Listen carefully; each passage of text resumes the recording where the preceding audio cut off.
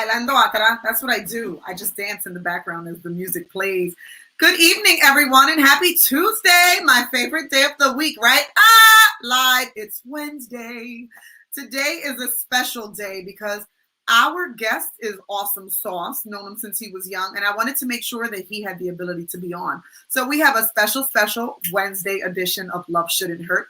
We hope that you enjoy it as much as I know that I'm going to enjoy it because I love this kid. Before we get into our subject and we bring on our phenomenal guest, let me remind you of where we were the last time we were here.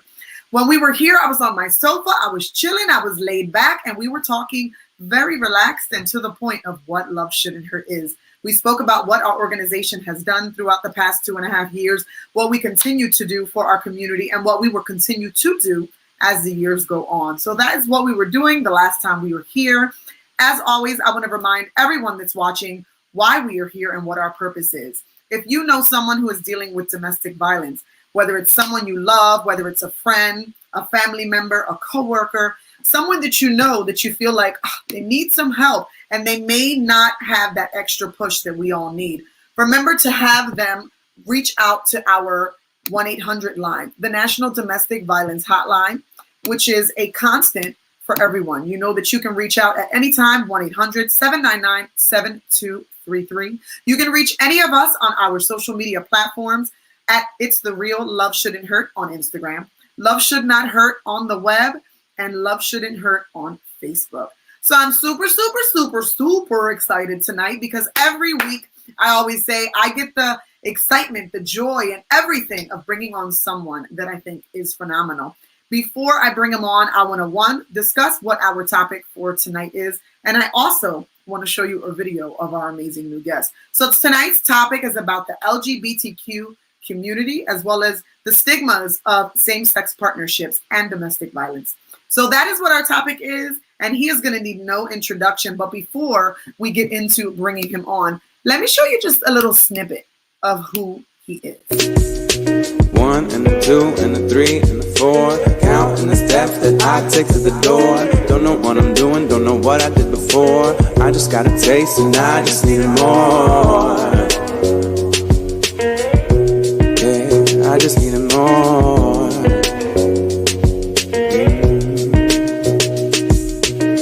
One kiss on the forehead and one on the cheek. Driving past the spot where we used to meet. Memories created up and down the street. No. I see your face when I close my eyes. Baby, it should come as no surprise that I left a part of me back with you.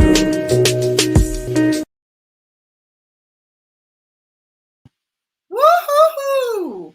How exciting is that? Let me tell you, Joel is the man, and I am super excited for this phenomenal diva to come onto the screen because I have wanted him to come on for the longest. So that is why I was such a stalker and made sure that he can still come tonight, even if it was a Wednesday. So let's bring Joel to the show. You know what? I was going to say he didn't pop up. That means our executive producer went to get his DoorDash on. Oh my gosh. Chrissy, thank you so much. That was you. That got me emotional, that beginning and all that intro. My goodness, so much love. And you know, I've loved and adored everything that you do, your work. And I want to thank you right here in front of everybody on the show for A, for having me on, and then B, for being so flexible. I know that this is always on a Tuesday. Faithfully, but thank you so much. I know that my schedule is crazy. That's okay. And I didn't want to keep you waiting, and thank you for being flexible for a Wednesday. Genuinely, I adore you, and thank you so much. Well, listen, absolutely. Well, people don't know, right? Because they just think, oh my God, she knows this dude from TikTok and all of these amazing, crazy things. Joel is like family to me. Joel has been in my life since he was a young buck. And I have basically watched him develop into a phenomenal human being that he is. Love. So with this topic and with everything that we're going to talk about tonight, I want to be appropriate. Something that my daughter has taught me. So I didn't know anything about pronouns and things like that, right? Until most recently. So I want to know, what are you comfortable with? Because I don't know, right? I don't know what. No, and you know what? I gotta say, shout out to your daughter, and then shout out to you for hearing your daughter and putting that into practice, right? So my pronouns are he, him, and they, them. So there is a storm brewing up right outside the window, and it is. Mother Nature said you did not invite me to the show, and I am feeling a type of way about it. Hello, Jackie. I see you. Thank you so much, boo.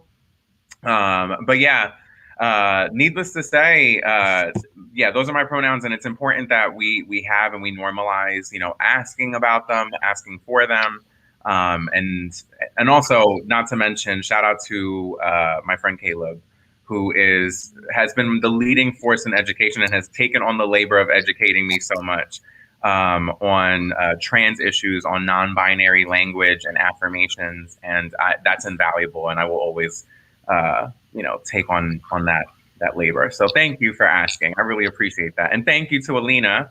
Shout out to you for shouting that out, because that's important. I want to make sure, I want to be politically correct. I don't want to say anything that's wrong. So we take on so many different topics every week. We constantly are listening. People say, you talk about domestic violence all the time, talk about it all the time, but we try our best to talk about everything, because our followers, our watchers, people who are a part of what we do, not everybody is the same, and everybody is going through all different types of craziness, especially now too, with what we're going through with the pandemic. Yeah. So it was super important to me to bring this topic to hand, because I have a daughter who's super passionate, like I said, about this topic. She's super passionate about all things of acceptance, whether it's LGBTQ, whether it's trans. I mean, we have conversations constantly. And listen, FYI, total truth, this is her shirt.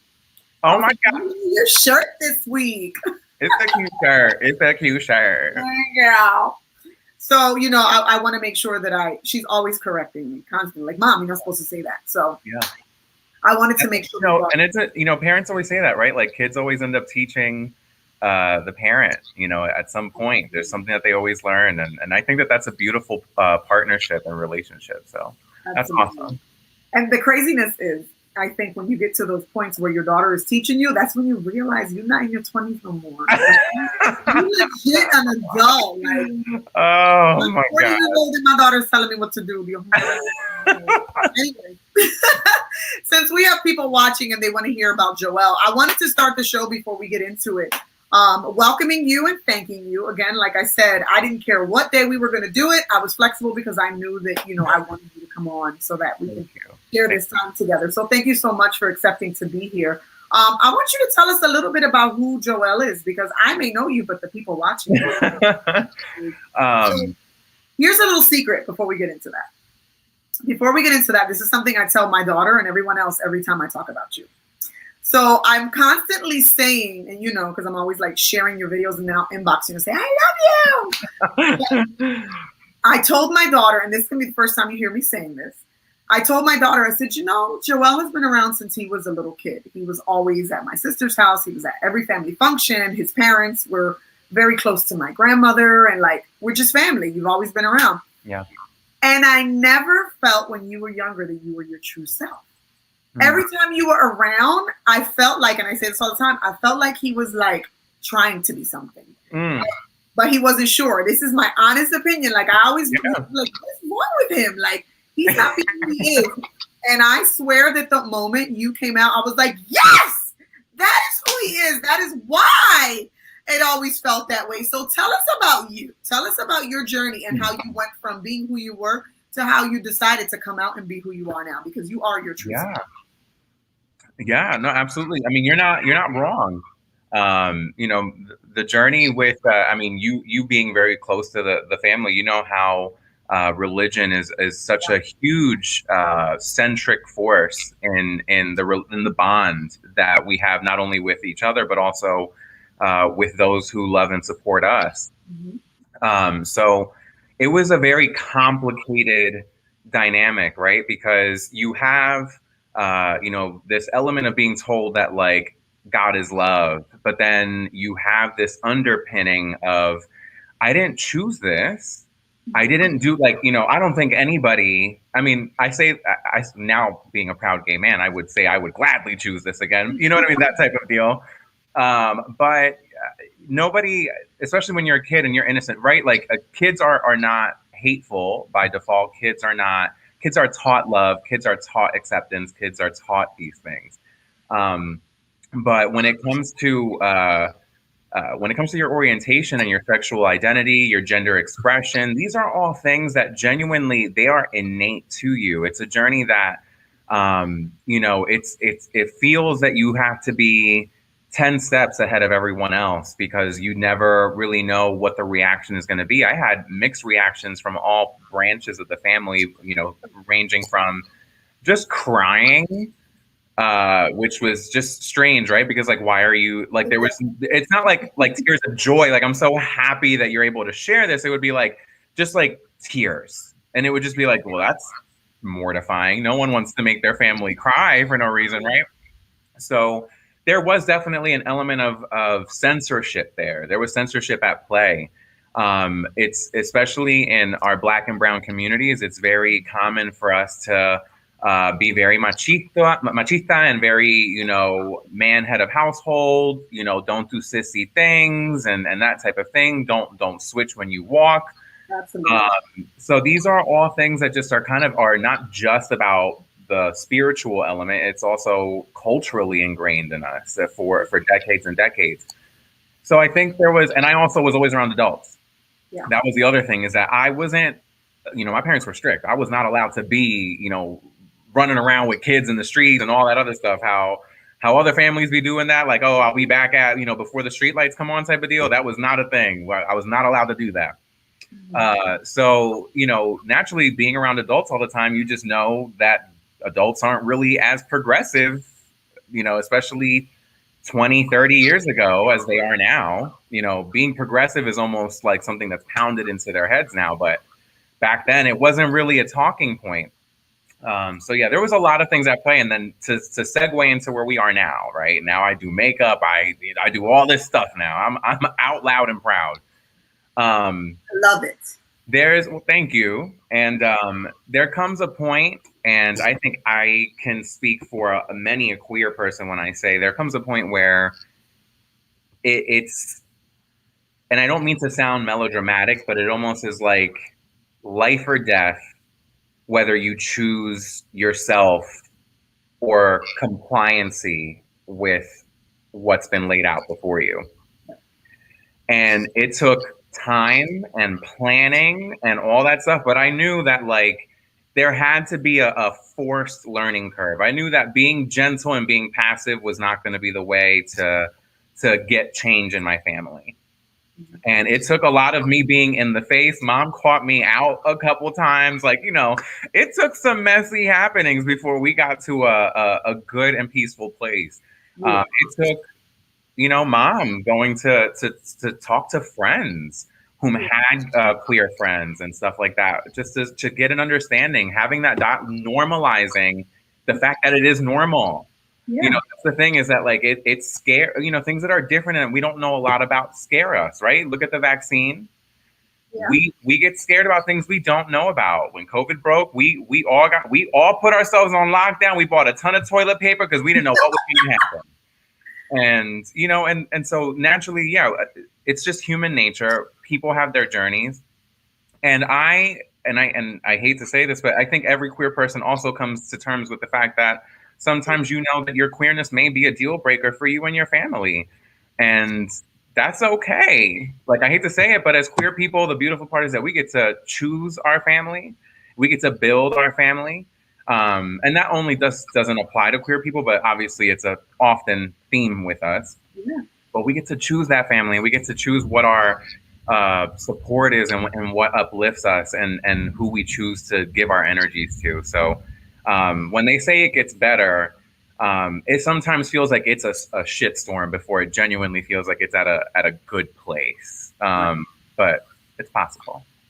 I think so, because I think, like you said, there's so many stigmas and negativity, especially when it comes to biblical. Like when people talk about the Bible, like, say, in the Bible, it should be women and men. And those types of stigmas are what are placed on a lot of people. And unfortunately, children who come and grow up in that upbringing think to themselves, I'm going to disappoint mom, I'm going to disappoint dad, because to them, I've done the ultimate thing, and really, you're just being you. Yeah. Just Yeah. you as a person. I can appreciate that because, like, one of my favorite cousins, you probably met them before. You know, she is amazing. Her and her wife are amazing. They're one of my favorite people. I love her. Right. And you know, I have always been, and I always say this with every show, so everyone that's watching, you know me, you know how open I am. We talk about everything. We say whatever. We don't curb anything. You know, if a curse slides out, it just happens. This is what we are. But I have always been, and no disrespect to anyone else's beliefs, I have always been exactly what this shirt says. You love who you love. I don't care. Like, you be who you are. I don't care. Like, that's just who I am. And not everyone shares that personality. And in that retrospect, I think it's a blessing for my daughter and the people who are around me, because growing up in this day and age, these teenagers, you know, are feeling themselves and they're feeling things, which is a natural part of growing up. You don't know what you feel at the time. Right. But it's even more difficult if you feel like your parent is like so against it. So, you know, me and my daughter's godmother talk about it all the time. Like, those are not the types of conversations or relationships we want to have, because we want our daughters to be like, if they're gay, mom, I'm gay. Right. My daughter knows me well enough to know that I'm going to be like, okay. Like, that's just right. That's just who I am, you know. Well, I hate to tell you, but what are you going to do about it? Nothing. It is, if that's who she is, that's who she is. There's nothing you can do. It doesn't affect you. That's the thing, is that it's tough sometimes as the kid, because you naturally have that, you know, every kid has that moment where I love y'all so much, and I'm seeing the supportive comments come through, and y'all are the absolute sweetest. Thank you so much. I love y'all so much. But yeah, like, when it comes to that, I think it's more important to foster a space where you feel like your child will feel safe coming to you with anything than it does to impose this predisposed idea of what you thought their life would be, which I know every parent does. It's what you should want. You want a great life for your kid. There's nothing wrong with that. And you look at where your life went wrong, and you're like, I'm gonna make sure that doesn't happen to him. Absolutely. But by proxy, especially in the Black and brown communities, there's a lot of psychotherapy that needs to be uprooted in the way we handle things. We don't even treat mental health the same way that, like, it's very gossipy in our communities. It's very loony bin talk. It's very like, you know, they're not, you know, everything's very like, it's just talked about with like pity more and more than it is about like how they would if a person had arthritis. And if a person has arthritis, they're like, you know, they feel for you, they empathize for you, that like they really, you know, they'll make sure that there's a handicap ramp for you. Churches will make sure all that's good. But then there definitely comes a point where we put a stigma around depression, high functioning anxiety, which a lot of us Black and brown folk are. We've learned to be very, you know, look, there's Alina. She's watching. Yeah. So it's, you know, there definitely comes this moment where you know that there's definitely hardwiring that we've become so acclimated to that we have to uproot, and we have to change how that dialogue goes. So yeah, I'm very open about, you know, I still see my therapist monthly. And I don't even have anything traumatic going on in my life. But I still do, because I have to always be reminded of the framework that lays before me. It's very easy for me to give in to, you know, pressures like I want to please people, I want to make people happy, I want to keep the peace, I want to do this, and before you know it, girl, you've just lost yourself in the shuffle again. And you know what? That's exactly, I'm glad you said that, because it just segues into, that's exactly what I've had to deal with what I do. There's so many stigmas of trying to keep people happy. Like, you know, there's still family members who don't agree with what I do. There's still friendships who don't agree with what I do. And it's like, why would you talk about domestic violence? And like, that's just a terrible thing to talk about. And people don't realize, if I don't talk about it, nobody else is going to. And it's something that we need to talk about, because it happens way too much. So I'm going to talk about it, whether people like it or not. Right. And also, let's boil it down to a fundamental principle. What if your spirit just needed to do that for yourself? Absolutely. You know, and that's a part of your healing process. This is exactly what it is. Yeah, and so that's why it's important that like we just have to normalize the fact that like uncomfortable conversation takes us to greater heights if we allow for growth. Absolutely. So yeah, shout out to you. Shout out to you, boo. So excited you're here. So I hate having arthritis. Oh my God, I'm so sorry, baby. Let me tell you, you see all these little comments going on? Let me give you a fun fact. My daughter and her friends will not watch my show on a regular week. But if you are here, all those comments are my daughter's girlfriend. That is too They're funny. all like, we're logging in tonight. I'm like, oh my gosh, that is hilarious. Yes. Look, yes, Titi, that is too funny. All them little heifers don't watch every other. Oh, that is hilarious. Yes, and you know what? It's. I Thank pride you, myself Stephanie. We do.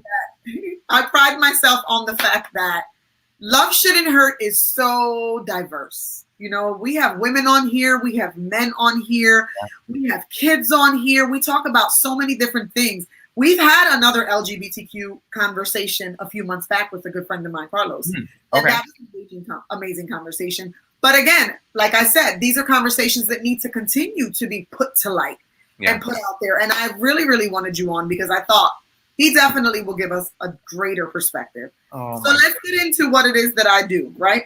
Yeah. Because I wanted people to know who you are, but I also want to get your feedback. And we're going to talk about so many different things that, listen, my hour may go a little bit past, but that's okay. So before we get into it, you know what I do. You've seen things that I've done.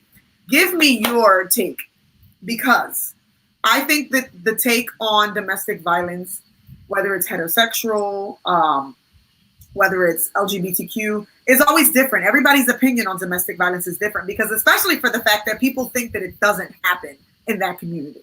And it does. So looking at what it is that I do and knowing me so well and what I do, what are your thoughts about domestic violence, about what I do, everything? Give me your perspective. I think that, and this isn't just me kissing ass. You know me, I'm a blunt. You've known me my whole life. You know I'm as blunt as they come. I'll say what, even if it's politically incorrect, I'll say it. That's right.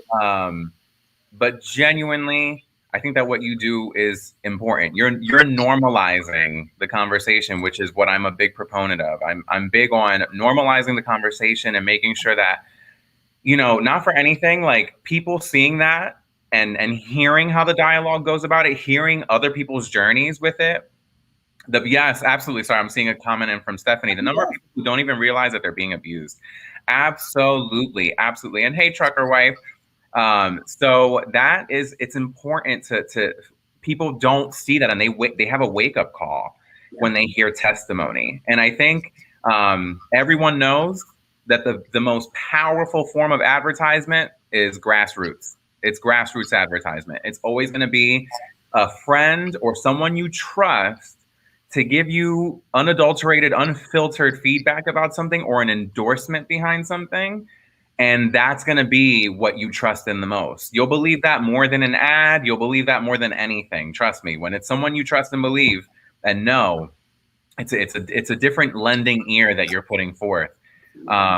So when it comes to in the LGBTQIA plus sector, there's absolutely domestic abuse. And I'm gonna be super vulnerable here. I had anger issues that I needed to curtail. I was at times when I would, you know, let my resentment mount to horrible places. I would turn into the ugly that I would never want to see anyone I love go through. Yeah. And that's why I think what you do is absolutely important. It's important to have our Black and brown brothers and sisters talk about, you know, all, like, you know, everything that happens. You know, we have such a high threshold for pain and trauma, and that comes from many a conditioning that comes generations before us. There's like a lot of research that goes into why we're able to hold on so much trauma and how we're able to keep going through it and persevering through it, because we've had generations, especially women who have been, you know, my Black and brown women, my queens, who are constantly, I would say deflated. I'm going to say deflated, who are constantly like their voices they're screaming into the wind oftentimes. So I think what you do is invaluable, and I'm gonna say that always because it's genuinely the true testament to what it is. It's important that people hear it, that they see it, and that they're used to seeing and hearing about it. So our comments, if you don't notice, our audience is always super active. So Daisy says it's great that when they had that moment of waking up and having enough, they can come to you. I personally appreciate you. Thank you, Daisy. So you gave a moment of transparency, right? Mm-hmm. So besides yourself, and you can use yourself, but besides yourself, are there people that you've been aware of who have definitely dealt with domestic violence? Yes, absolutely.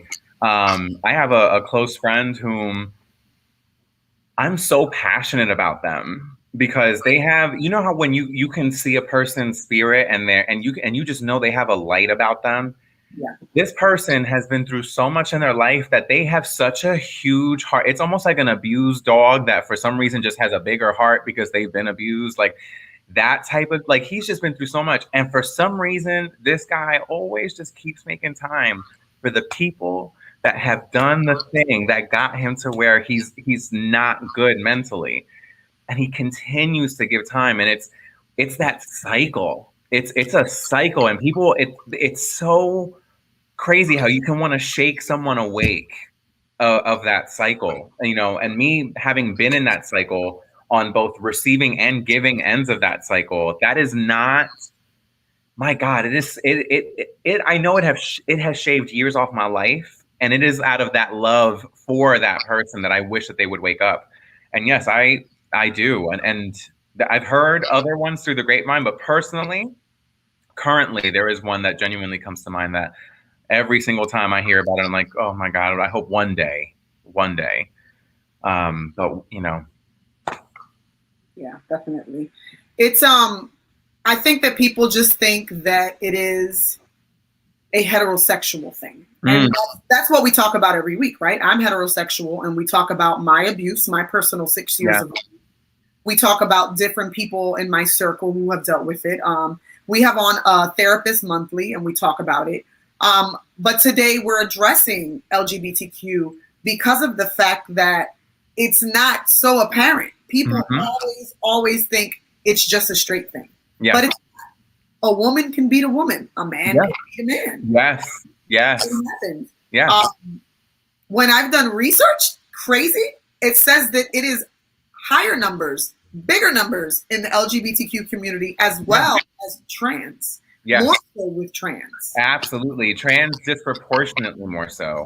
Yes. Because unfortunately, everything systematically is even kind of working against those that are non-binary and trans identifying. Systematically, people don't know how to use affirming language. They don't know what language how to address, how to formulate sentences professionally. And by proxy, it becomes a slippery slope, especially for those trans individuals. So yeah, when it comes to, you hit it spot on. They tend to think of these as just like, if we're thinking about cisgender queer relationships, right? If we're thinking about a lesbian or a gay relationship, we look at it as it's like a cat fight or it's just two dudes brawling. So we think like they should just get over it because, you know, in the regular world, people would get over it. Why not? Like if two broads was fighting right now, it would be whatever. If two dudes was fighting right now, it'd be whatever. Right. But in reality, though, like, we're still taking you're normalizing the fact that there is actually an emotional connection between these two individuals. Absolutely. There has been a foundation of intimacy. Probably a lot of vulnerability has been exposed to one another at this point. And that is now justifying either person A getting abusive for no reason at all, and person B either receiving abuse because either they're invested in the relationship. Unfortunately, a lot of my hopeless romantics out there, we get invested in that the more we put into something, the more poetic the outcome is supposed to be. And it's not true. That's not how that works. Yes. When people want to make that change within themselves, like when I saw, damn, I do not like angry me in any capacity. Yes. That was, you know, that I sought out help. it's a self journey to, like, trust me, no partner was gonna tell me, but you be popping off when you really get mad, you really be popping off. Yeah, absolutely. Nobody was about to tell me, and that's the thing, and my thing wasn't so much actions, it was more so like I become disassociative and I become like hateful, and I become disdainful, and then I realized that is not emotionally mature. That's not how, we don't do that, boo. That's not how this is going to get solved. That's not healthy communication. Mm-hmm. And sometimes I would justify it as self-defense. Other times it was, so that's why yeah, you're right. People do compartmentalize as, it's just two dudes or it's just two chicks fighting. It's whatever. And when it comes to trans, let's just put it bluntly. People don't even want to wrap their heads around trans issues or trans identities at a base level, yes, let alone want to understand and empathize with their domestic abuse struggles. And not only their domestic abuse, but the actual violence and the disproportionate amount of violence that they encounter as sex workers, who are just trying to live and make their ends meet, dating regularly, just existing, not even, being sex workers. All types of stuff has been the case. They're unfortunately, trigger warning, like, rape, they're sexually assaulted at a higher rate. It's insane, the violence that they undergo. But the thing is, we look at, things like domestic abuse as scandalous and very uncomfortable because they are. It is scandalous. It is uncomfortable. And right, we should, we should sound the alarm. There should always be a whistleblower for that. It's just important that we, yes, you're spot on. You're spot on. It's definitely not.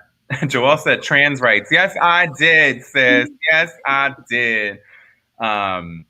Your song Steps. Yeah, the song Steps is literally, sorry, one of the people is putting in there is okay, moments of growth and trying to remember that,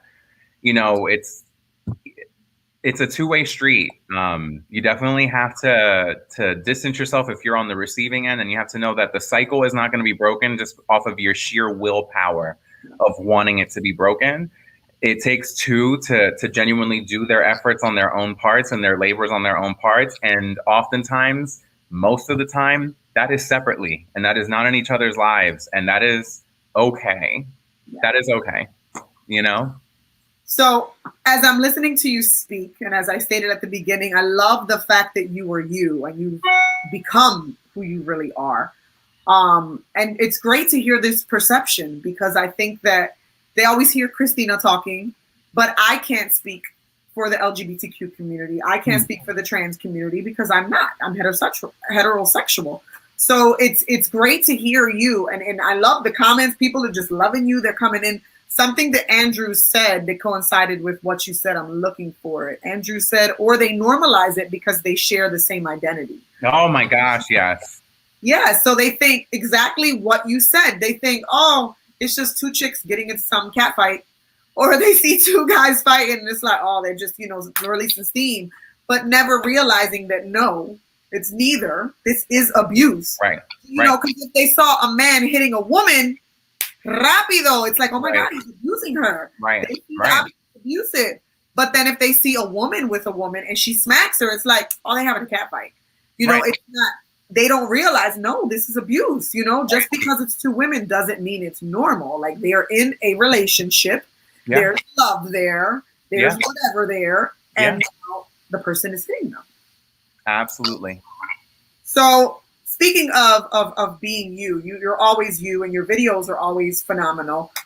There's another video that I'm going to show, another one of your TikToks, because I love you. Okay.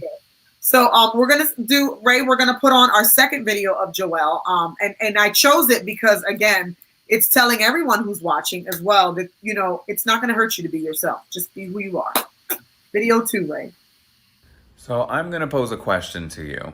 And, it's up to you what you do with this question, whether you answer it truthfully or not. But what do you lose and what do you gain from asserting your truth? Do you lose people who you no longer want in your life, people who bring discord, who just disrupt the peace in your life? Is that what you're going to lose? Or are we afraid of losing our comfortability? Are we afraid of losing our routine? What do you lose in asserting your truth? As long as you are not hurting anyone, and I mean it, as long as you are not causing harm to someone, you don't lose anything and you have everything to gain in asserting your truth. It may be painful and it may be laborious and it may take some strength that you didn't even know you had, but you got it. Somewhere in you, you've got it. And you deserve to assert that truth. You have a divine right to assert that truth. So do it. Aww. I love that. I love that you like were going with it verbatim. You were like,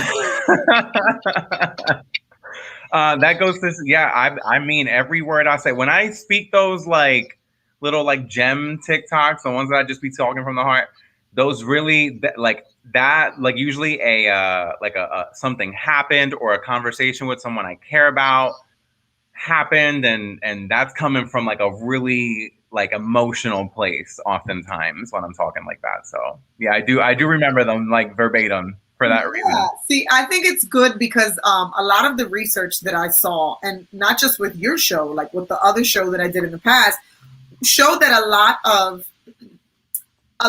okay, so a lot of the reasons why gay men or lesbians stay in relationships and are abused and are able to be is because they're so manipulated because they have not come out. Family members don't know, friends don't know, and because they're scared to be who they really are. So then the abuser uses that against them. Like, yeah, I beat you last night. Yes, I did this, but who are you going to go to? You go to your mom, I'm going to tell her you gay. You go to your dad, I'm going to tell him you gay. Yo, you literally, it's so funny you mentioned this because this is such an important issue to talk about. And that is that, unfortunately, I found in every circle that I speak to, most of the abuse, yes, physical, there's been physical abuse that I definitely have heard of, have been a part of.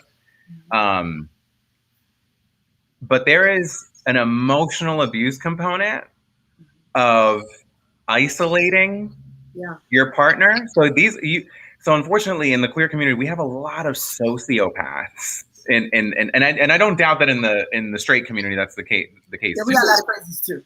Right. But I found that a lot of at least the people that my friends, my circles, it's always sociopathic tendencies, things that are like little by little, they isolate you from the rest of your friends, your family. And before you know it, like they're the only person that they're, that you're latched onto, that you speak to regularly. You think about them when you make a decision. And before you know it, like you're not even really seeing your friends that often because you want to spend time with them. Or if like when you do want to spend time with your friends, for some reason, they have a weird way of making you feel bad about it. There's little things that like little by little, yes, they will isolate you. And it becomes more of an emotional component. Like, who's going to love you besides me? Yes. Who's gonna sit here and all the emotional baggage, everything you've been through, let's be real, who's gonna do that besides me? And there's this strong component of that. And they do play off of that. They do play off of the fear of isolation and of solitude. Because a lot of people, the fear of being alone, forget it. That alone will keep them in a relationship as well, even if it's toxic. Yes. So yeah, no, you really, with that, you are spot on, girl, because it is sadly a reality, and it's not just physical, and oftentimes I find that it is very emotional, the abuse that goes into play. Yes, absolutely. So when you and I know your family, love them. I know them very well. Your immediate family. So when you came out, because even when you have situations of that nature where it's super emotional, because of course coming out is emotional. Yeah. So did you feel at some point a sense of like emotional abuse? And I'm not saying that like your mom or anybody, but like, was there like a loss of friendships, loss of like family members that are like, I'm not talking to you? Like things like that kind of feel emotional abuse. Oh yeah, absolutely. There's people who just stopped talking to me. There's people who, friendships that like we didn't really have a falling out, but there was definitely a sliding apart.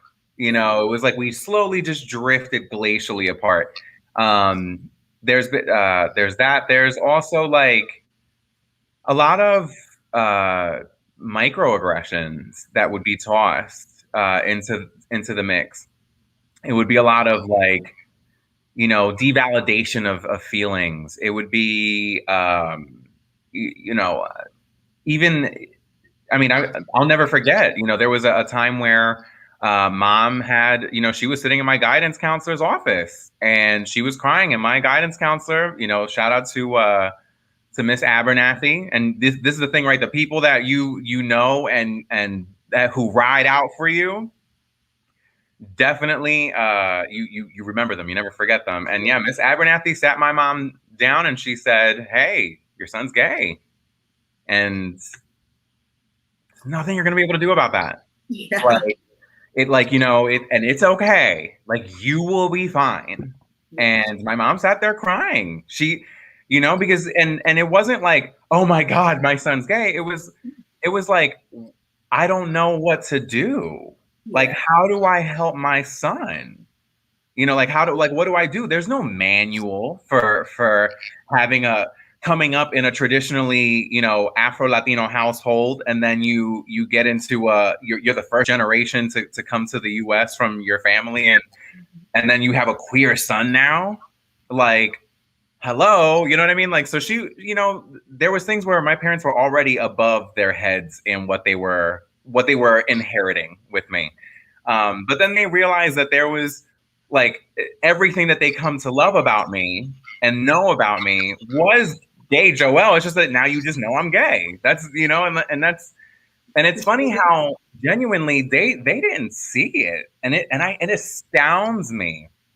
It astounds me how many people their parents genuinely just either didn't know, or they did know and they didn't say anything. It's always one of the two. But genuinely, yeah, there was a lot of that. There was, like I said, there was family who like literally just started crying, and then I don't even know why they were crying. I'd be like, "Why are you crying?" Like it would be, and we're not even talking like family, like immediate, like my mom or my dad. It would be, excuse me, it would be like a far aunt, you know, or you know how we are in Latino households. We'll sit there and say like, "Oh, anyone's your aunt," right? We'll call someone a titi. Yeah. Like it would be something like that. There would be things where I would tell like younger generations in the family, and they would say like, "Oh, but you can't tell so and so." And so like, and this is what I mean, like naturally navigating that space, it sucked. But I'm gonna be honest with you, I learned to be a loner. I played my video games, I read my comic books, I listened to music, I played music, I was drawing all the time. So like I was fortunate in that I had parents that allowed me to be creative and allowed me to have those outlets. I get emotional every time I talk about this. It pains my heart to know that there's parents that won't even allow that, like allowing their kids to draw or to listen to music or make music or take music classes. That is something that like not everyone had the privilege of doing. And so like that's where I go, like, I'm very fortunate that I didn't have, you know, the type of parents that were like, "You're going to play sports, you're going to get a sports scholarship. If you don't get a sports scholarship, then we're not helping," you know, like it was never that kind of a household. My parents were very okay with wherever I wanted to go for college, for high school. They were like, "You can go there as long as they'll take you and it's a good school," you know, like, so I'm that's where I'm like, you know, there's silver linings and everything for me. And especially that I know that my coming out story wasn't easy, but it definitely isn't anywhere near as bad as some people out there. And I love and appreciate how far my mom has gotten, especially. And my dad too. My dad, you know, came around too. When he finally, you know, got on the boat and he realized that he was in the gay river, you know, he was like, "Oh, this is what we doing down here." And he realized who I was and all that. Shout out to Wally, my first partner. Still friends with him, still best friends with him. Shout out to his current partner, Ambrose, who and I love them. I love them to pieces. But he was a catalyst in my life, and luckily, he normalized what having a gay son and having a gay relationship in front of you was like, to the point where we were inside of the Wally moved in with us. Like my first boyfriend moved in basically with me and my parents in our family home. So like that goes to show how much that journey progressed over a couple years. And that was because, and I'm thankful my parents put in the work to learn. Your sister's having a ball right now, cracking up. You see that? Poppy in the gay river. Yeah, baby. He was wading in the gay waters with me, girl. I love it. So we're at the 45 mark, which by this point we're almost done.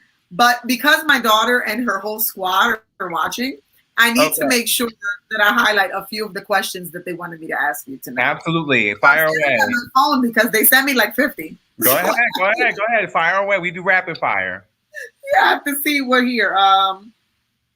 The first one says, what does he think about homophobia and misogyny within the community? I think it's BS. It's very pervasive throughout the community. And unfortunately, the people that needs to change with don't want to have that conversation. Absolutely. There's a lot of that's not homo. That's just my a lot of people like to hide things behind a preference. And let me tell you something. Preference is whether you like vanilla or chocolate ice cream. Okay, like that is a preference. You know, sitting here saying I will not date you because of your skin tone, saying that I will not date you because you wear makeup, saying that I think that you play a certain sexual position in the bedroom because you wear makeup. All of these types of things do not equate manhood. I just don't understand where that's come into play. Men were the first people to wear makeup, so I don't even know where that came from, that stigma, but it's huge. And misogyny, hardcore. Unfortunately, gay men are especially guilty of it. Because we are very quick to think that like because we are gay and we get away with the hey sis, oh my god, yes bitch, and all this other stuff, that we can get away with doing some mean and terrible things, especially to cisgender women. And it's not okay. Like you can't sit there. Like I hate when I hear queer men dismiss a women's point or a woman's point just because they think she's on her period. That like it is something that like it's crazy, and they think that because they're gay and they're saying it, that they're even more right because they think that they're more emotionally attuned to the females by saying this. And I'm like, that's not how this works. Like, so yeah, disgusting. Not here for it. I don't co-sign it. I just have so many questions. I'm like trying to look through all of them. No, you're good. She said, how does he feel about the narrative that people are born straight? I think, you know, the easiest way to explain it is to my straight counterparts. When did you, at what point did you wake up and say, you know what, I'm going to choose to be straight? Absolutely. Yes. Go ahead. You tell me when that happened, and I will tell you when I thought the same thing with my gayness, girl. No one thinks about it. It just happens. All right. The body wants what it wants. You can't deny it. Something that my daughter always says, let me tell you something. You know, you've been around it, but Alina is my little political child. Mm-hmm. She is constantly walking around always like, why this and why that? And something that she recently said was, when someone sees you and you're straight, so do you have to come out because you're straight? Like, why do gay people have to come out? Like, straight people don't have to come out. That's something she says all the time. My little sister Jessica. The truth. But she's not wrong. Do you see Michael Mike's question? I'm married, but can I be your girlfriend? Sis, I mean, let's talk about it. You know, there's tax benefits that we can go ahead and get into it, you know? So listen, you're hilarious. I'm trying to find one more so that they don't yell at me for not giving their question. You're hilarious. And ask as many as you need. I'm not going to cut you off at any point and be like, I'm sorry, Ellen's calling right now. I got to go. You're so silly. Here's another one. How does he feel about compulsive heterosexuality? Like convincing yourself the opposite gender to fit the norms? So I think anytime that anybody feels a compulsive need to do anything, there is some mental framework at play there. And that's with anything. And that's not just with this. Like, genuinely, that's with anything.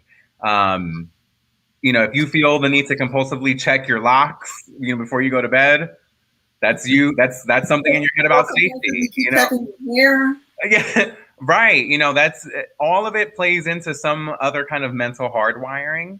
So I would say, is there a situation where maybe you feel the need to make sure that people don't think that you're lying? Is it a trust thing? Because it's not always like again, this is a toxic thing, right? A lot of people will automatically think that that person's gay if it's that they are like aggressively straight. And honestly, I have met straight guys that they're more aggressively gay, that stereotypically aggressively gay than I am. And you know what? Like, that's their prerogative. That doesn't change their truth. I think at the end of the day, just like pronouns, our truths are our truths. And leading up to my other question. So you helped me there. That's leading up to the other question. Go ahead. So since we're talking about domestic violence, right? We're not going to talk about physical. We're going to talk about emotional. Mm-hmm. So, which I feel Demi Lovato is going through right now. A lot of emotional abuse because they're them, pronouns are different now. So you can't say she about her anymore, So how do you feel about, I don't know if you looked into what she's going through I always say it wrong and I don't want to be politically correct. Yeah. But how do you feel about that situation and how people are being so derogatory now and so emotionally just harsh with that situation with Demi Lovato? I have to say I'm more angry at her team than I would ever be at her. These people are not just out here on their own. They have a whole team. They have a whole payroll. Like these, a person like them with their stardom has an inordinate amount of payroll that they're supporting. They are supporting lives at that point. Yeah. So it's really important to understand that, like, they're not the only ones to answer for what's going on. I blame, people that allow her, to take that phone and have those outbursts in a public fashion, because it's not the same as you and I having a quick outburst on Facebook about something, because our audience in comparison to theirs is, that's night and day, that difference. So it's like, and also the amount of people who are tuning in and are invested in everything that person does. Because let's be real, America loves a downfall of a celebrity. They love meltdowns. They love drama.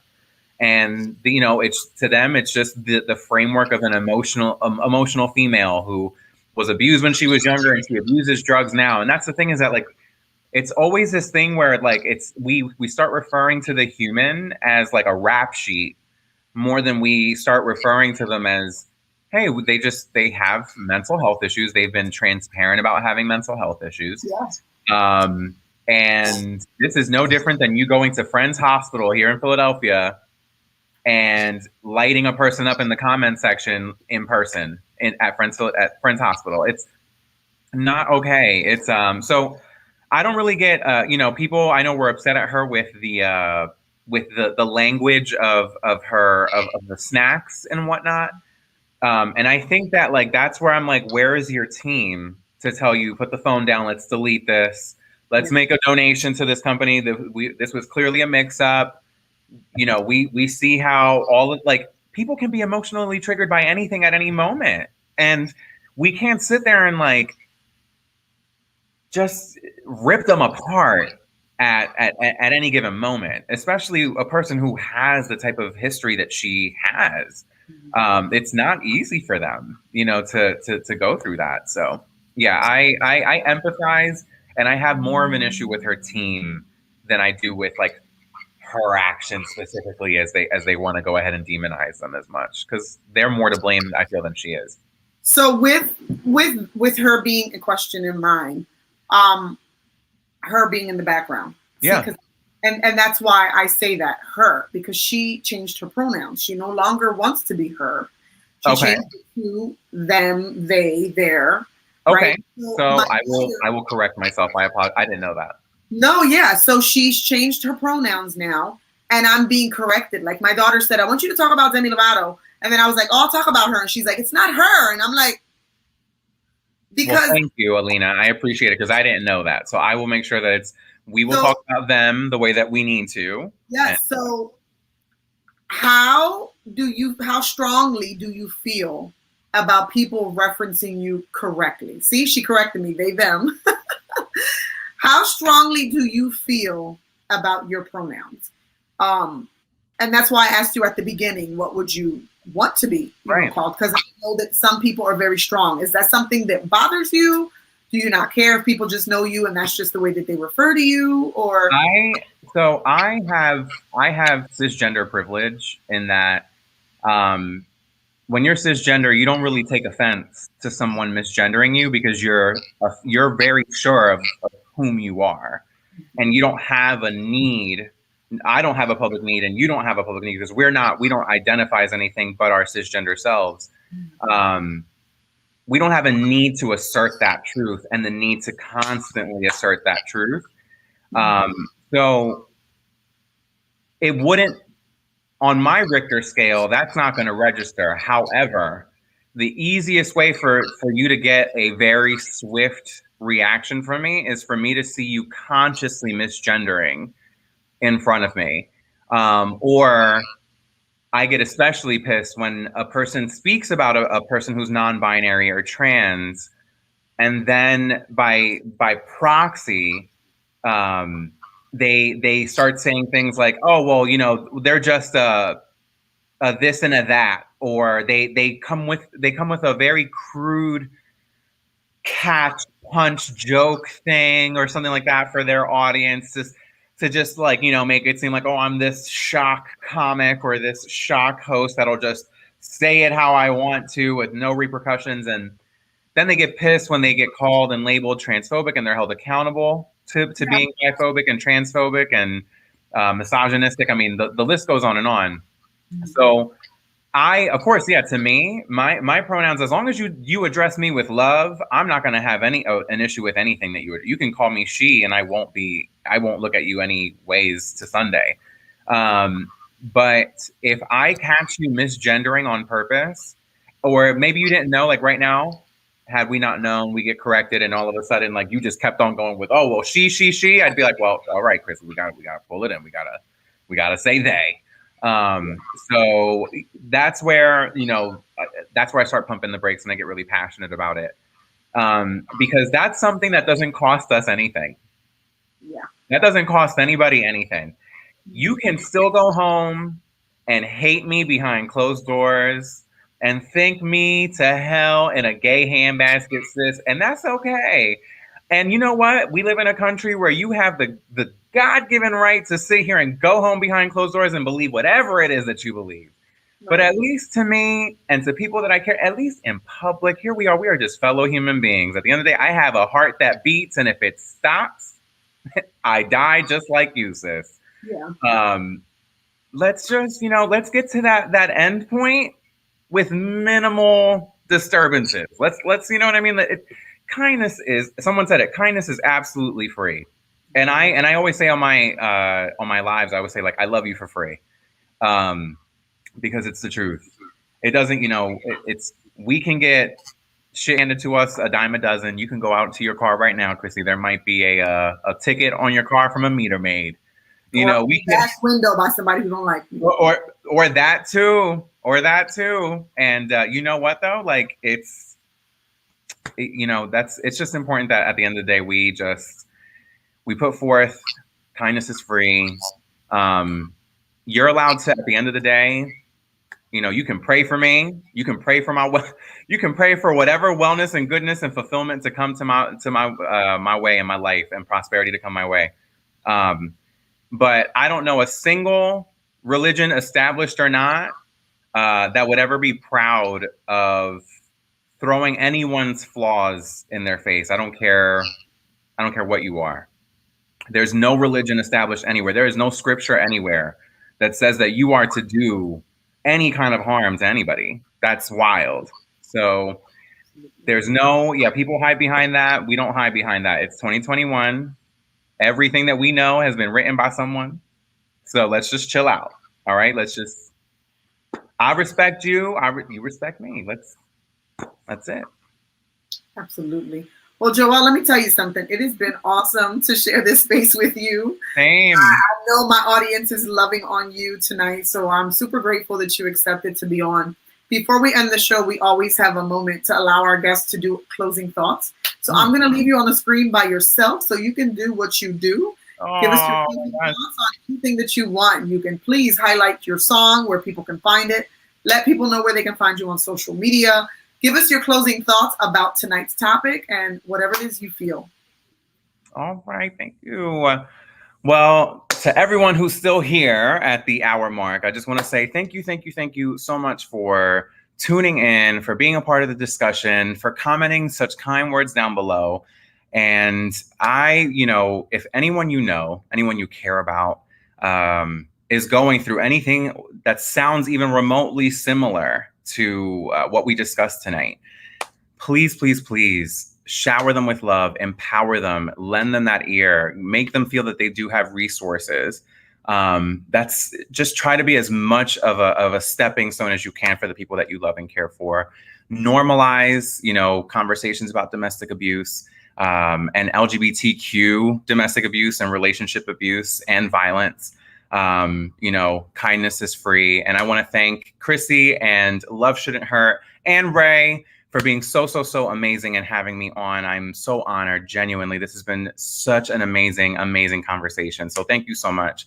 And you can find me anywhere on social media at It's Me, Joel C. You can find me on Twitter, Instagram, and TikTok, because that's where I get down on my TikTok.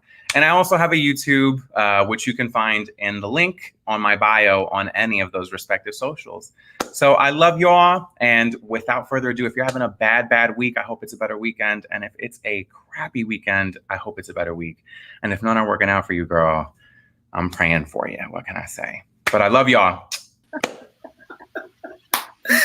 I love me some Joel. I mean, I love you. So I made you do your speech because this is what we do at the end, right? And then I'm getting bombarded through my cell phone of people saying, "Wait, but don't stop yet." So that is a testament to woo. We live. These things happen. I almost lost the laptop. I almost dropped my laptop. That would have been real bad. Oh my God. So before I give my final thoughts, I want to ask you a couple more of the kids' questions. But before we do that, let's play video number 3 for everyone watching. Okay. I want you to do me a favor. I want you to think about the last time that you were happy. And then I want you to ask yourself if that's something or a feeling that you feel that you can still attain in your life in its current state. If the answer is no, there's work to be done at home, sweetie. You've heard me say this a million times, that time is the ultimate currency. So don't waste your time on earth, that precious time on earth, not feeling completely fulfilled, or at least knowing that you're working towards fulfillment. It's a big deal. And if no one's made you feel important enough to fight for that fulfillment, I'm here. This is your sign. Fight for it, babe. Oh my God. Let me Fight for it. Yes. Fight for it. That video and everyone that I chose today, I chose for a purpose, because your positivity, look at that, Selena, look, she loves you, Joel. Oh, Lena, you're so sweet, Myra.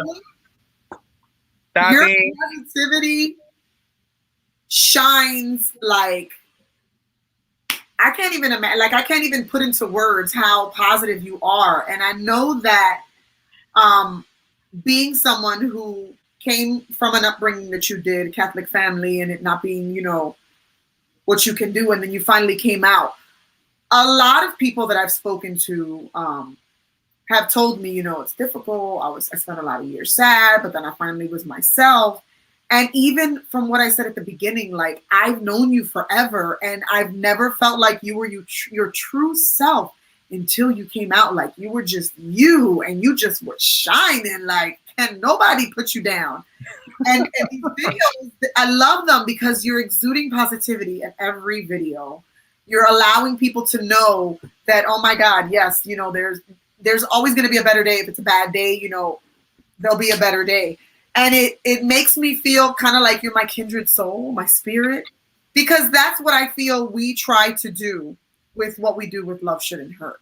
We try to make sure that if, you're having a bad day, every Tuesday, get on and we'll make you smile. We'll make you laugh. We'll say something stupid. When I do my lives, when I'm driving and I'm just telling people, find one good thing in your day. It could just be that your hair look good today. It doesn't have to be major. Right. You can find one good thing out of an entire bad situation. You're going to make it through.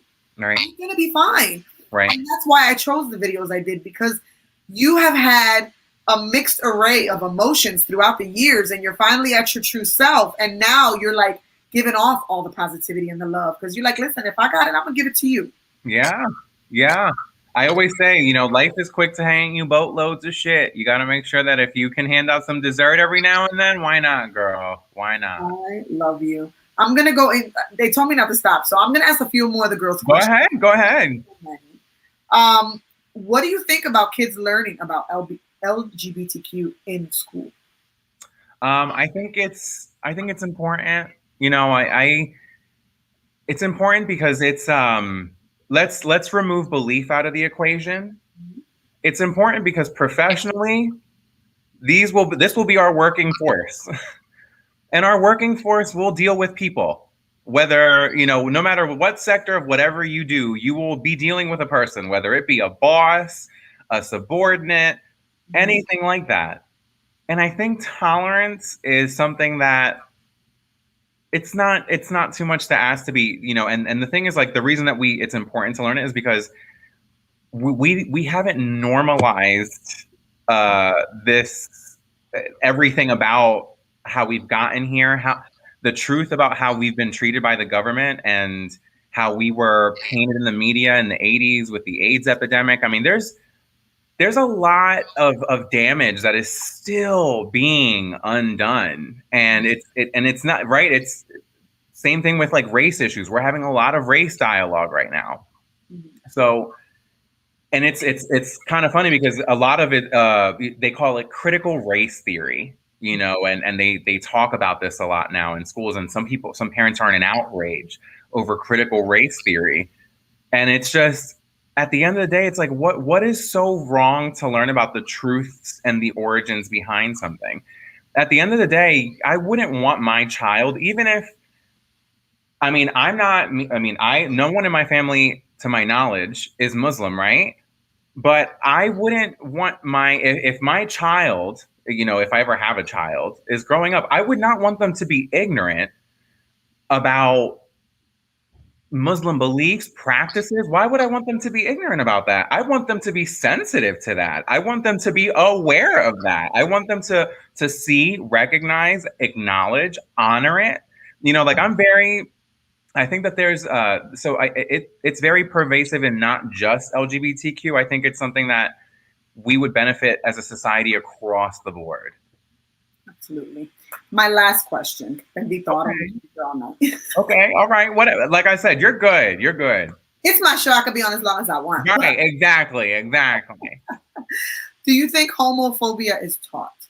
Yes. The only time that homophobia, no, it's taught. It's taught because I'm gonna tell you something. Even me, when I was at my most closeted self, I had some very homophobic things that would come out of my mouth at guys who were more openly gay, and it was a way to shield and deflect from the spotlight being on me. And I learned that not at home, because at home, luckily, I did not have, we were not a home that talked ill about walks of life, I was never told by my mom or my father I was going to hell. Like, let's make that very clear. Like, I was never uttered those words ever. Hey, Margie. But I just lost my train of thought. Look at Margie. Just come in. Margie, throw him off, Margie. Oh my God, what was I talking about? Oh my gosh. You're talking about homophobia being taught, and you said. Yes. So that was never an issue in my home, but nonetheless, I learned it from how other guys would be treating, how the other straight guys would be treating the that queer counterpart of mine. So it is taught. Like, no baby is like, tell me how a baby would ever learn how to hate someone who loves who they love. Like, that's just not how that works, baby. Hatred is taught. Hatred is taught. We are loving human beings by proxy. And that's just, we're taught to hate. We're taught to not be tolerant. We are empowered to be intolerant. And that's what makes it what it is. So I'm looking at our previous show. I wanted to look at some of the dialogue we had when we spoke to the other two gentlemen. So one of the things that I saw was, in a study of male same-sex relationships, only 26% of men called the police for assistance after experiencing near lethal violence. See? One of the biggest wow moments for me with this organization, when we first started and I started getting like blown up in my inbox, was how many men started to write to me and tell me that they were abused, because I myself was dumb and blinded by that, because I just thought heterosexual as well. I was guilty of that. So when men started to write to me and say I was abused by my partner, it was like, oh shit, yeah, like it could happen anywhere. Yeah. That's any scenario, even as rare as it is, even female to male. Yeah. That's a dynamic. I mean, it's rare, but it's still there. Yeah. It still happens. And the less it happens and the less it's talked about, the less these people will seek out that help. Yes. That's why I say what you do is invaluable, because it is. If you don't normalize being able to talk about it, how we're able to just sit here and talk about this openly, should make a person out there believe, okay, somewhere out there, someone is going to be willing to listen and hear me out and not make me feel like I'm crazy or being sensitive, or that I'm the one that's wrong, that I could be doing more to avoid this, or something like that. I mean, let's be real. The people that are abused have heard everything under the sun. Everything under the sun. So yes, without a doubt, it's super important to realize that. Yeah, definitely. I think Mom, I love you too. See, I told you. Mommy. See, I told you. Me and my mom, we thick as thieves. She still got on my nerves sometimes, but we still thick as thieves. Don't be mean to her on my show. I recently was contacted by a woman who had gone through an abusive relationship with another woman. And to be totally honest, I have heard so many women come to me to talk about the abuse that they dealt with a man. Myself, 6 years with a man, I almost was killed. Right. And to listen to this woman talk to me about her abuse, I don't think I've ever felt it that deeply, which is huge to think. Like, we don't think that it happens as much with the LGBTQ community. And to listen to this woman speak to me in depth about her abuse, and then it's like, damn, she's not talking about a guy doing this to her. Like, a woman did this to her. Right. That was like a whoa, wake up call to me. Like, all right, girl, listen, you really you got to do this, because people need to know it's happening. Absolutely. You couldn't have said it any better, and you're spot on. People, I think, like I said, they always will put that stigma that it's a cat fight. It's two dudes fighting. Oh, they should get over it. It's two dudes. They should get over it. But again, it's not just that physical component. It's the fact that that physical component is happening when there was an emotional component there. That's the thing, is that there's a chemistry at play there that has permanent damage that wreaks all over the mental wiring of a person. It cannot be compared to getting drunk and fighting at your local bar. It's not the same at all. Not at all. Well, Joel, I gave you your moment to have your closing thoughts. If there's anything else you want to say, that would be great. But if not, we're going to send you to the back really quickly. We're going to bring you back. I'm going to give my closing thoughts, some announcements, and then you'll be back. Yeah, absolutely. So this week was super important for me, not only because I think Joel is a phenomenal young man and has always just been amazing being within our family, but also because we love to shine light on the topics that many people do not talk about. Domestic violence is something that people don't talk about. They don't normalize it. And I have so many people who give me such crazy responses when they hear what it is that I do.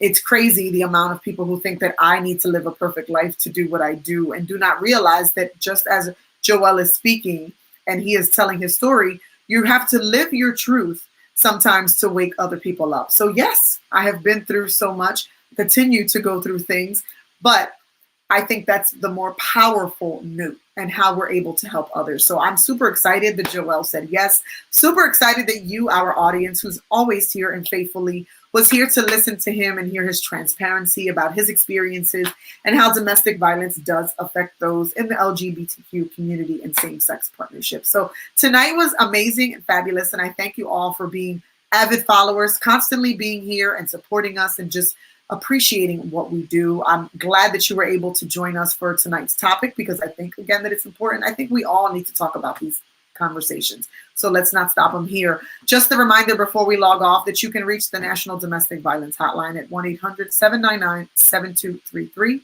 Before we bring Joel back and before we show our final video so you can see even more how brilliant he is, I want to remind folks that our fundraiser is still live and active until May 29th. We are raising funds for a family who left in the middle of the night. The victim, unfortunately, was stabbed in the middle of the night, and her abuser did leave her believing that she was dead. When he left the home, she went away with what was on her back, with her daughter, her grandchild, and her young son. There are several ways to pay. Some people are not comfortable with donating via Facebook. If you do not, you can pay via Venmo, via Cash App, via Zelle. Know that all of the funds that come into Love Shouldn't Hurt are turned right back out to those who are in need and seek the help from us. So please, please, please, if you feel it on your heart to give this evening or any other day, big or small, you can give $1. Whatever you give is going to go towards this family. I did speak with the victim today.